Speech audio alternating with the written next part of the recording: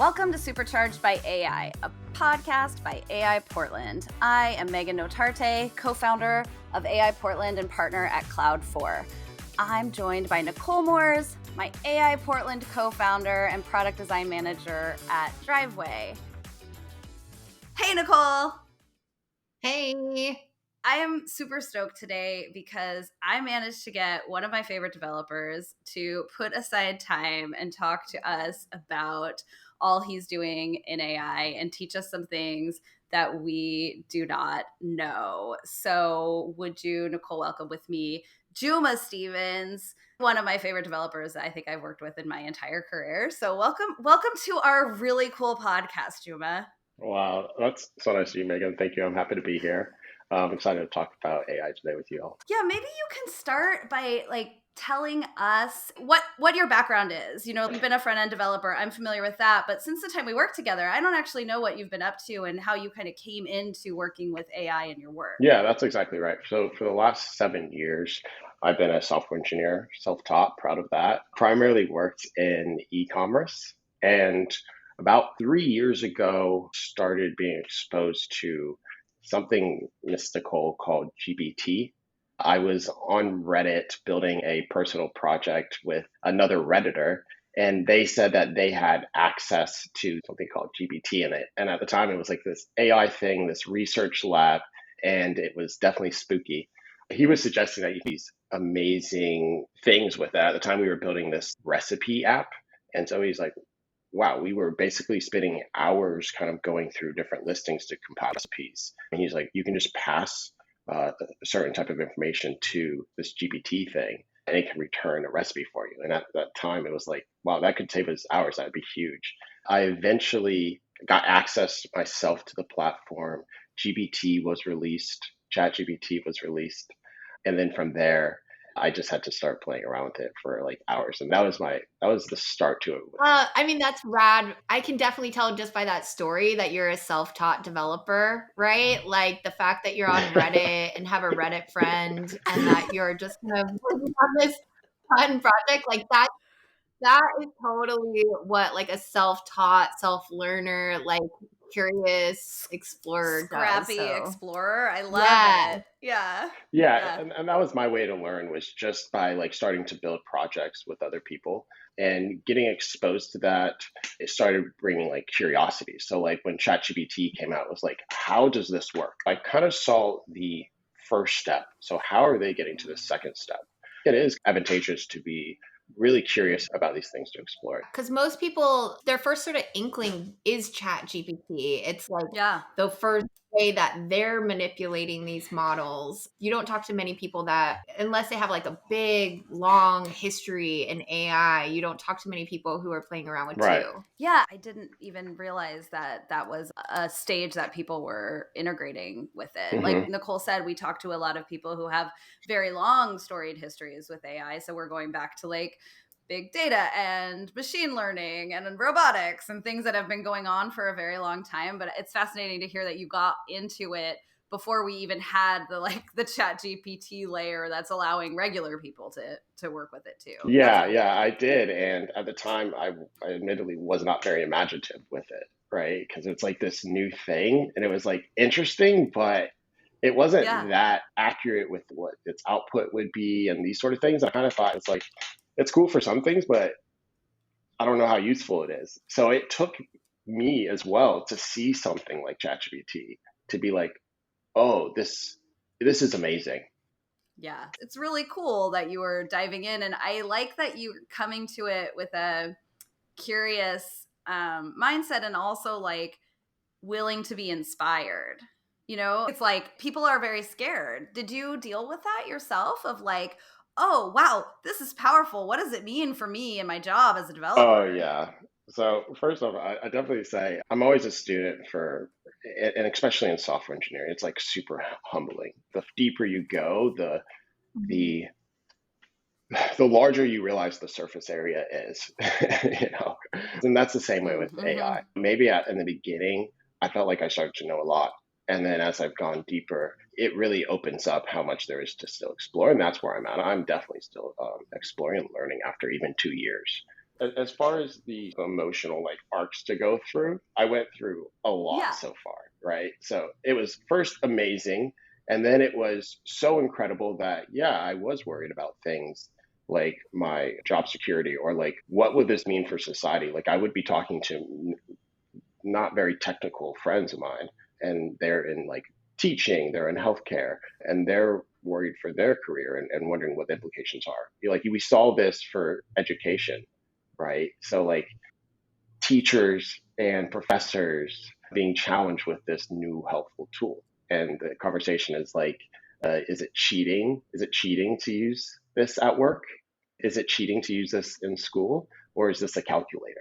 It's kind of going between those two things of how powerful this is and how can we and how do we use it, or is it going to How do we harness it? how do we harness it? And so I understand the fear, at least from my own experience. Where I'm at now is I do see it more as a tool. Yeah, totally. How do you balance like that sort of like healthy fear, right? Or all the arcs with still that Yeah, sense of curiosity. You know what I mean? How do you keep that right, in right. homeostasis? Well, I'm on that journey right now, so I don't 100% know, but I know from what my process has looked like, it's really by just getting my hands dirty. So for me, that could look like using and integrating large language models into applications I'm building. So specific use cases, and then seeing where they fall short, and then seeing what the current solutions are. And you might need to look at that as well. If these continue to improve at a certain type of clip, where will we be in the future? And where we are today, I think it helps by using the tool more. You bump up to its limitations, and I think that helps seeing it from this like this all powerful thing to being a little bit more dumb. And I think we're so used to that with the tools we use, right? That Yeah. feels more comforting that we're the intelligent one and Yes. we're using something in this manner. Yeah. It's also interesting bumping up against sort of its limitations, but also the guardrails that are put in place. When you run into one of those, you're like, oh, okay, it's not just like doing whatever it wants. There are things in place to protect, Yeah. Yeah. So you might have some sort of curiosity, Yeah. some sort of path you want to go down. But you feel that the model's not able to answer it, and that might be that it's totally capable to, but it is like a guardrail. And bumping up to that is totally valid because the products that we're using are commercialized, and so that's going to be part of the conversation. I Yeah. think is commercialized products that are very powerful, and who has the power that's in the hands of like Google and OpenAI and Microsoft. What sort of guardrails do we want? It's a likely a continued like Yeah. political It's conversation, but yeah, Yeah, but it's like Nicole and I talk about this a lot. It's an extension of the same conversation we've been having about content moderation on the internet. right, And like what is okay to post and what is not okay to post. And we haven't solved that either, right? Now, of course, this is like 10xing that problem maybe. So it's not to say that it's not different, hmm but it is like the same thing just applied to this new technology. And I don't know that there's an easy solution. right, yeah, 100% agree. And there have been some claims that like the guardrails are, which I think are good, but the side effect is that they can also kind of squash innovation. And like you said, make the tool sometimes a little less useful because maybe you're trying to get something out of it that your use case is totally valid, but you're bumping up against a guardrail that was put into place. Right, right. Yeah, so we'll take, let's say, OpenAI's stance. Their approach seems to be that they're rolling out these models, whether it's like GPT-3, 3.5, now 4, slowly. And they seem to express that they have even more advance and that these guardrail Right. conversations, the capabilities is supposedly supposed to be like an open conversation to give society time to figure out some of these challenges like you're bringing up. Is that why Elon thinks that AGI is already here? Is that why? He's like, you have the Right, models. right. Possibly. Elon has all sorts of Yeah. problems with the OpenAI. Yeah.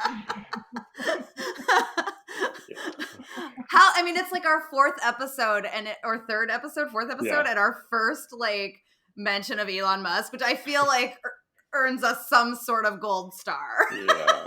I really want to know, and you don't have to get like super technical, but if you could bring it down a level to like, what is it actually like to integrate with ChatGPT or something? Like, is it literally at the API level you're issuing prompts in the same way that you would issue prompts through the front end? Short answer is basically yes, right? Like to interact with these models behind some sort of API, which is the way you would go about it, you're essentially communicating now instead of more complex like code, it's just the natural language. So I could just through this API ask ChatGPT essentially just a question about maybe something about Portland, and it would just give back an answer. So it is as simple as that, and it really is a kind of new programming paradigm, which is the natural language, using that as opposed to a lot of conditional logic, a lot more complex technical things. So it's very interesting in this way. We did a whole session on prompt writing, trying to take people from the very basic, I put one thing in, I get one thing out. Yeah. I had assumed that those same skills also apply to developers, that like they need to develop a certain amount of savviness and expertise around writing effective prompts, because even if you're doing it through an API, you're still going to be writing natural language prompts, and the quality of your prompt will affect the quality of the output that you get. Yeah, absolutely. And it's just really a trial and error process. There's certain techniques that are coming up that seem to get more accurate, consistent responses, but it is a trial and error process. Yeah. Can you tell us about some of those techniques? Yeah, so these models have maybe been exposed to a lot of markdown format, right? So if you format your kind of input, the model has a better time understanding and dissecting the different information. So different maybe steps that it needs to follow. So for example, I might give it a header and say mission, I might call it. And then I might just succinctly describe what it is that I want the model to accomplish for me. And then I maybe provide it with contextual information. And this is a different approach than just writing like paragraphs. And a model is capable of doing this, but these are ways to get more consistency, especially when you're expressing some sort of variability. So some sort of differences with maybe an application you're building, where it's like, a user's asking a follow-up question, and maybe you want to pass in different relevant information to that prompt, or you want to give it information about the profile of the user, right? So by having a standardized format, you're almost creating a form of maybe how a programmer might approach writing some sort of code or function than just here's a it's like a schema. Like a schema for your prompt. Exactly. You're basically formatting schemas, and that's one approach. Now, there's something I want to touch on, just in my opinion about prompting, is that prompting, I do think, though it's absolutely useful currently, especially when communicating with like the type of tools like ChatGPT, right, which was originally just a researcher tool. It really wasn't supposed to be a consumer-facing tool. Although it's currently useful, it is still more of a technical domain. So I think as the user experience with interacting with these models becomes more accessible, the end user should not have to learn how to prompt to get the type of response, right? Yeah. A lot of the products or the startups are just very pointed sort of wrappers, right? Like I saw one that was for creating brand assets. So you feed in your creative guidelines and stuff, and it essentially just writes your prompts for you, right? Yeah, it's like a middleware layer. I feel like the prompting for the masses is like a moment in time kind of thing, because that's the level right now that we can interface with these tools. But that can't be where Right. this goes, right? Like this can't be where we land, which is like now my mother needs to write complex prompts in order to get ChatGPT to write her Instagram post. You know what I mean? Like, no, this is where we are right now. And it's useful for right now. But I wonder though, for developers, like maybe that continues to be the case, that like understanding how to write really good prompts is still a thing that you're doing on the back end. Yeah. Yeah. So overall, I agree with your statement, right? And I do think that latter is Yeah. true, that this will continue to be a technical requirement and a skill set more than it will be the average person's use of these tools. I think that Yeah. when we have maybe more designers, maybe user experience experts approach and use and realize the magic that is these models, that we're going to see it kind of come back into our everyday products, proven patterns. But now, hopefully, if a process took maybe 7 steps, it takes maybe 4 or 2, ideally 1, no steps, right? Um, Yeah. and I think that these sort of revisionings of existing products will continue. And I don't think everything is going to look like a chat interface. Yeah. Yeah, I agree with that. You had mentioned that there were some more advanced techniques, and you mentioned Yeah. schema-based prompting. Were there other techniques you've learned that like make it easier to integrate with these different APIs that are giving you, GPT integration? Yeah, there definitely are, and it starts to depend on the type of use case that you're going after, right? So, Mm, the schema is a great way to structure certain instruction sets. And of course, depending on what you're building, that instruction set might vary. And this is where the iteration comes into play. So let's say I want to build a way to chat with a document. So it's like yeah. chat with my PDF, you know. Well, the challenge with this prompt is quite limited in size. So there are larger context windows, and this just means more information that you can pass in any given exchange with the model. But there's challenges with even using the full context of some of these, like a million, 4 million context windows. So typically, what you want to do is compress the amount of information and still get the most consistent, accurate results.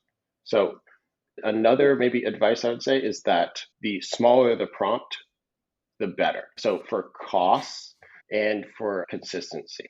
So you should only try to give in additional information if it improves the consistency, but otherwise you're just eating into the cost. And is that cost driven by the prompt Yeah, size? What does yeah. drive the So cost? uh, And are we talking about financial cost, or are we talking about compute cost? I yeah, have no, questions. both are good questions. So I'm talking about financial costs in the sense that we're using a provider like OpenAI's API. They're handling the compute. But Yeah. if I were to host my own open Mm-hmm. source model, then the compute, maybe I would be running on my own sort of machines, or I'm hiring some sort of provider that has the infrastructure and they're running the model for me. And so that's going to be by compute, Yeah.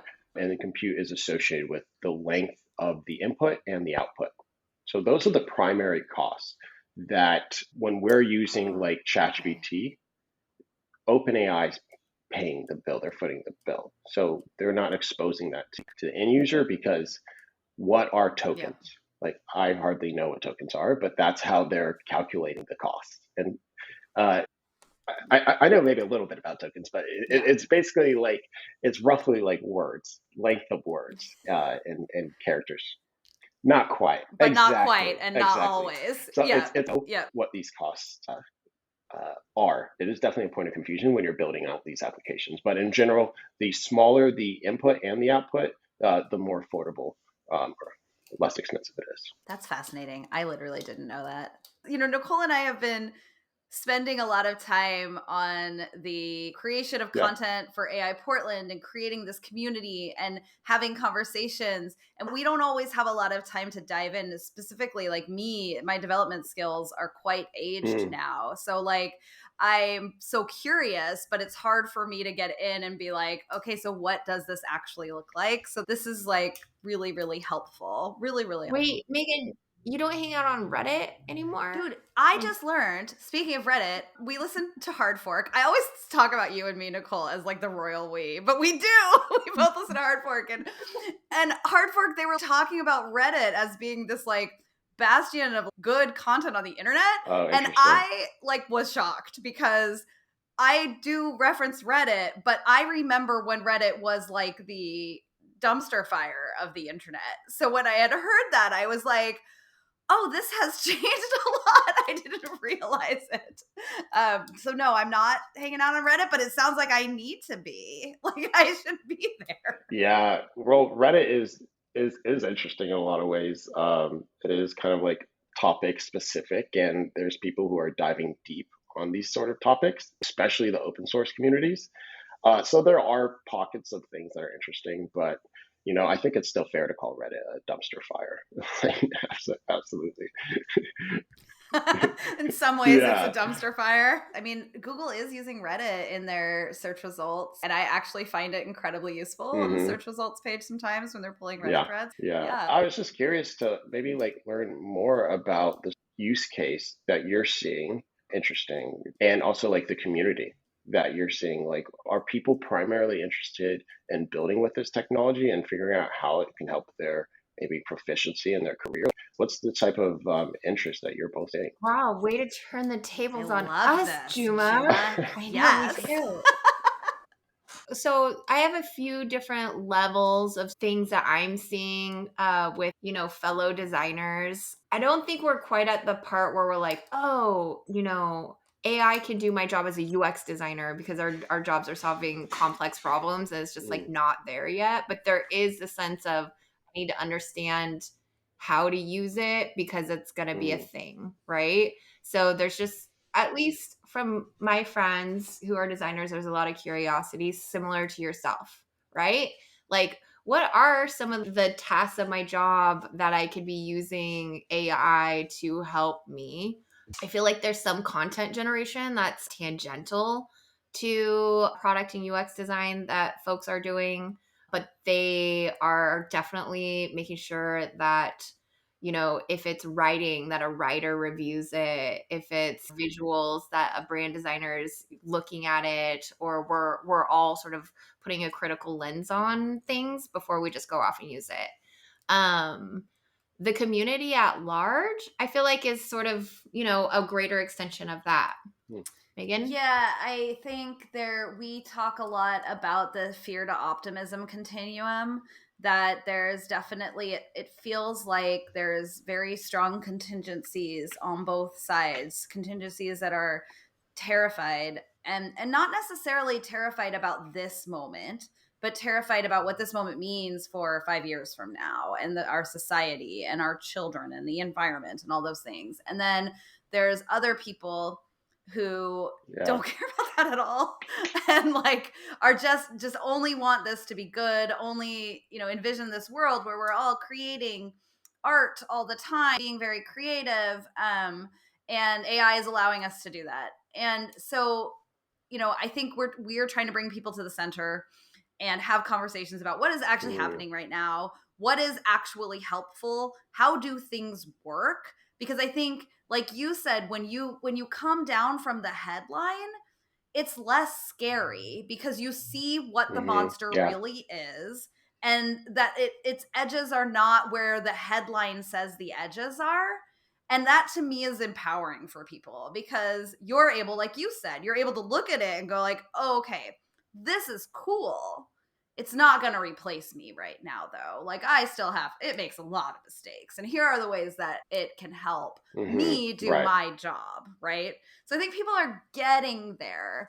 But it is like, it's a little, I mean, it's just so new for so Mm, many people, and especially outside of our little tech scene, right? Like, if you are a person who works at a bank, you might have just really only heard Megan and Nicole talking about AI at the gym or something. And you're just like, right. what is Yeah. happening?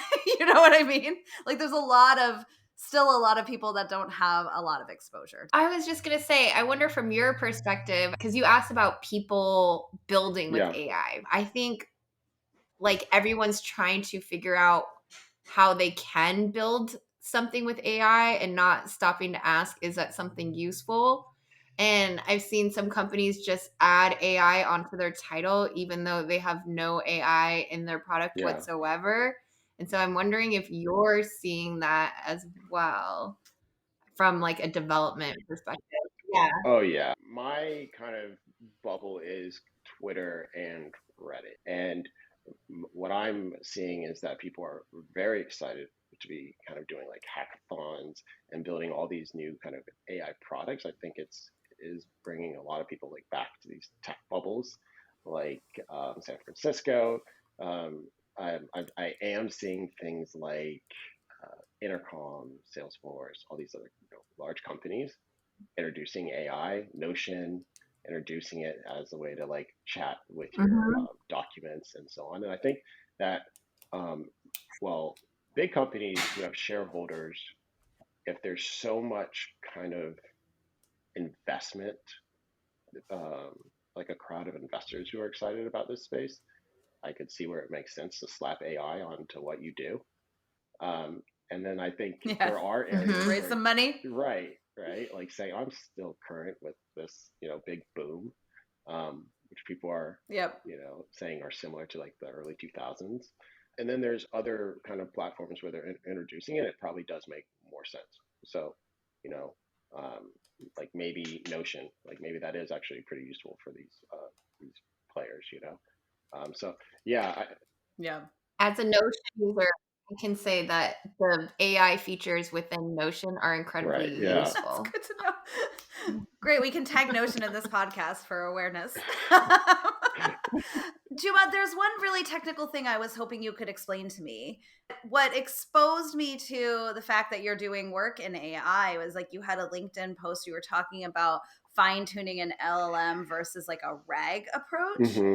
And I feel like there's something powerful there, but I don't know that I fully understand it. Can you help level me up?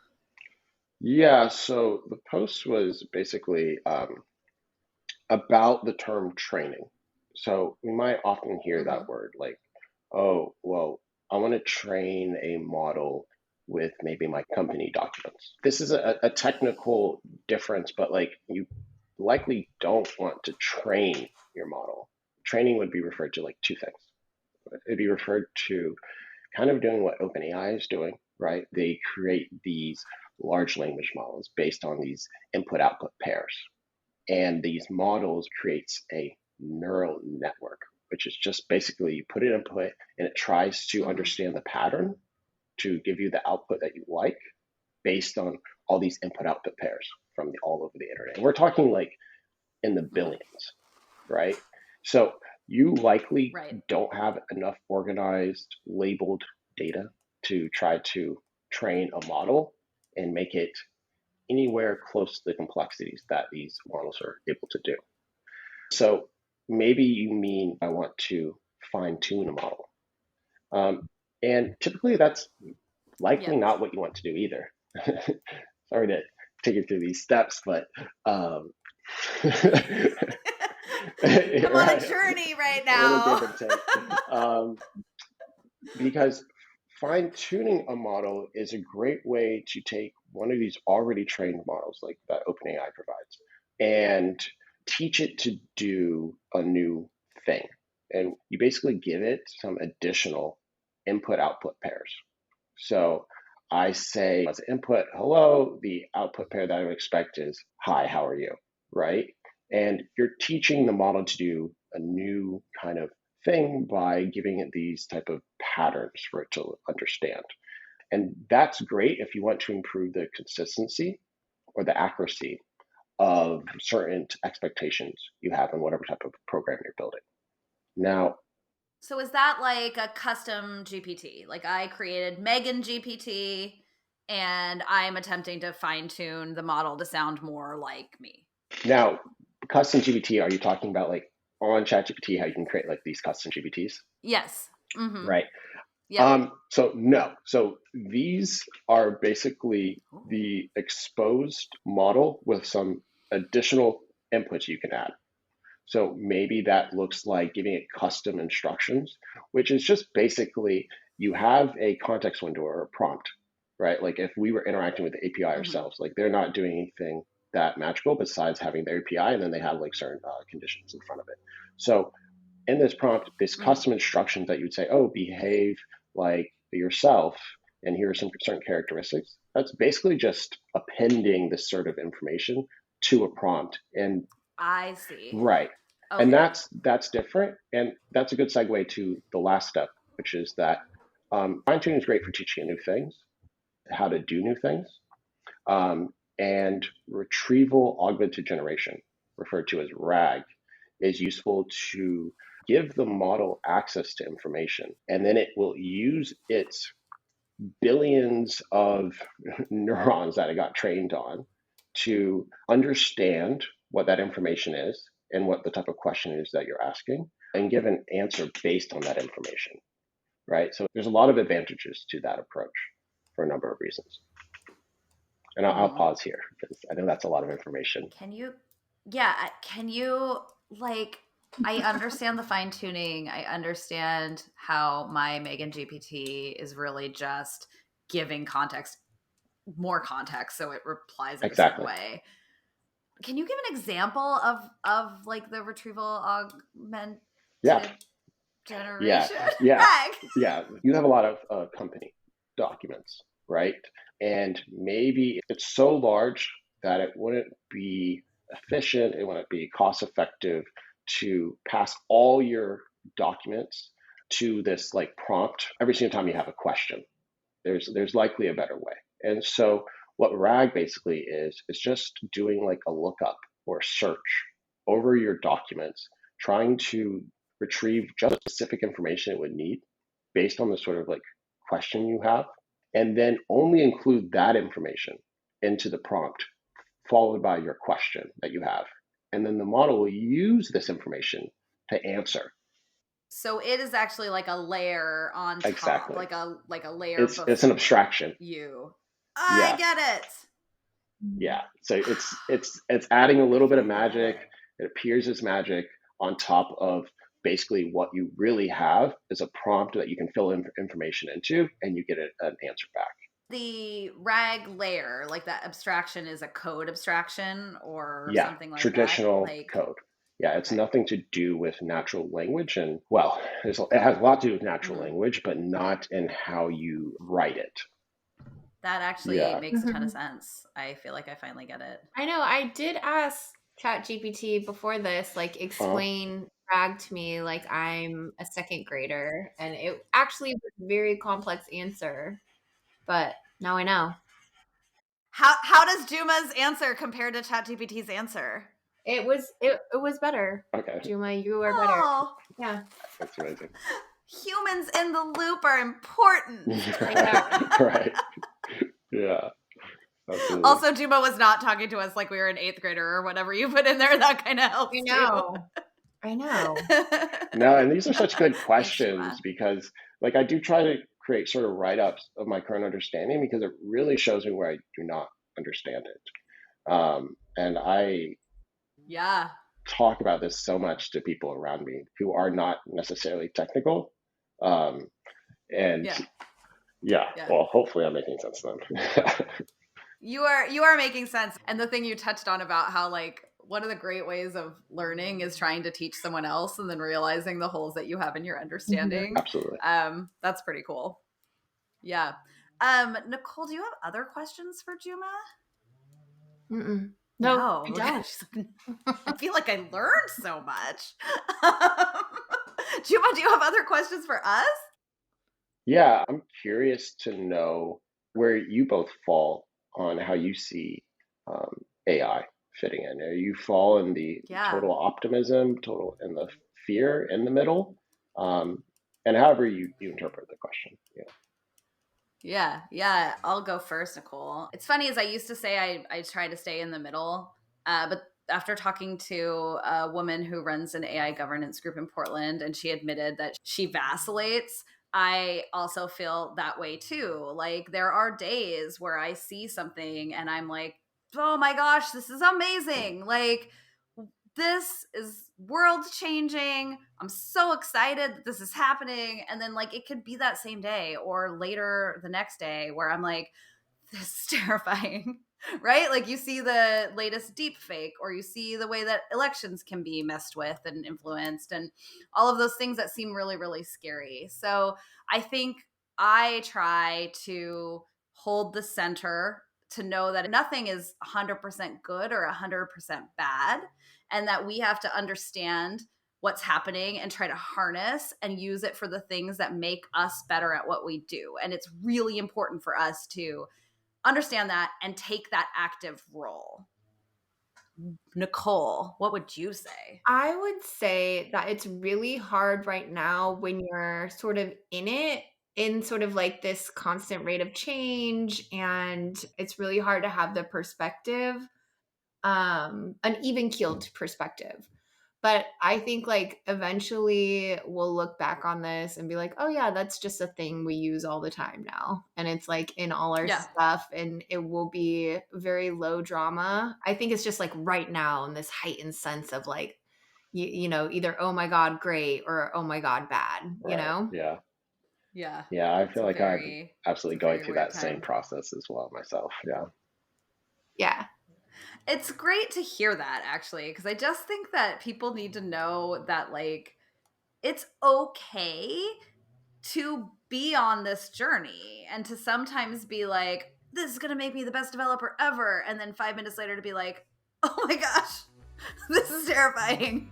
You know, like Right. it's just where we are in this moment. Yeah. Yeah. Yeah. Thank you again for listening to this episode of Supercharged by AI. Subscribe to get all the latest episodes and check us out at aipdx.info for more information.